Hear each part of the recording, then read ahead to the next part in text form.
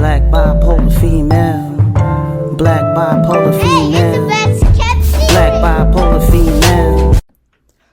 I remember when I was younger, sometimes someone would ask me if I wanted something to eat, and even though I'd never had it before, I would say that I didn't like it. I started to catch myself doing this, and I became curious about the foods I refused to try. What if I missed out on something that tasted really good just because I wasn't open-minded enough to try it? Often I said I didn't like the food simply because of the way it looked or smelled. I thought there was no way that something that didn't look or smell good to me would actually taste good to me. I also firmly believed that I knew more about my own taste buds than anyone other than me ever could. These days, sometimes when I'm out to eat with my family or friends, I order something someone has never tried before, and they ask me, "What is that? When did you start eating that? What does that taste like?" I say, "Try it," and often they do. And I'm happy they aren't like me when I was younger, firm in my belief in something I knew nothing about. It kind of reminds me of when I was initially diagnosed with bipolar disorder, and I didn't believe that bipolar disorder was a real thing. There was no image, blood work, or tests that the doctors could show me that, one, told me bipolar disorder was a thing, and two, showed me that it was something that I had.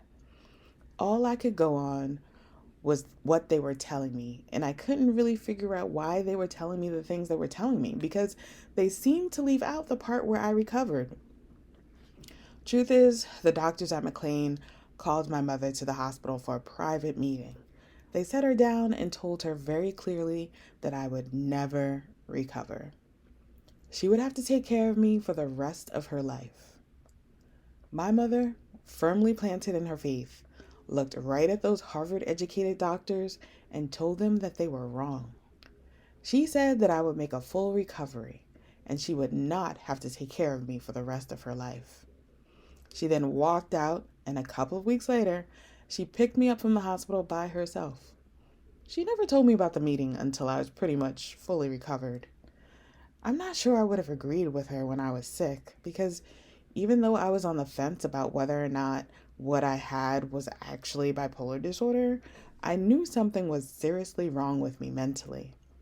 At the very least, I'd lost most of my key mental abilities that led to my academic achievements, and I wasn't quite sure who I was without them.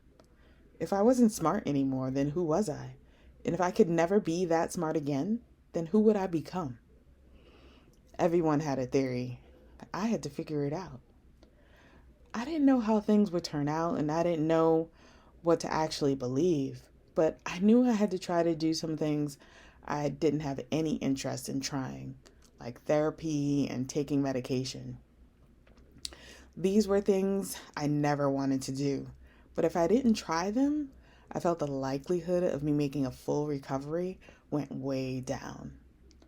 Mostly because I didn't have any exposure to any other ways to recover, but I also knew that if I decided to do nothing, I might never get any of the things I'd lost back.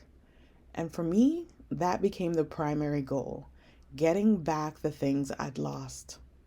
My intelligence, getting back into Harvard and being the first person in my immediate family to graduate from college, my independence, living on my own without my parents, and my gift, writing. If I could get those three things back, then that would be the beginning of my full recovery.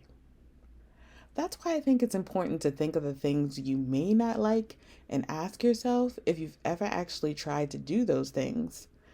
Maybe you haven't out of some kind of fear, but maybe it's just because it doesn't seem like something you might like based on who you believe yourself to be.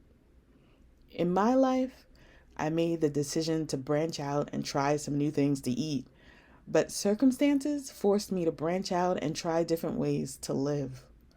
Either way, there were things I firmly believed to be true that I learned were never true to begin with, and that lesson helped me improve. Black bipolar female. Black bipolar female. Black bipolar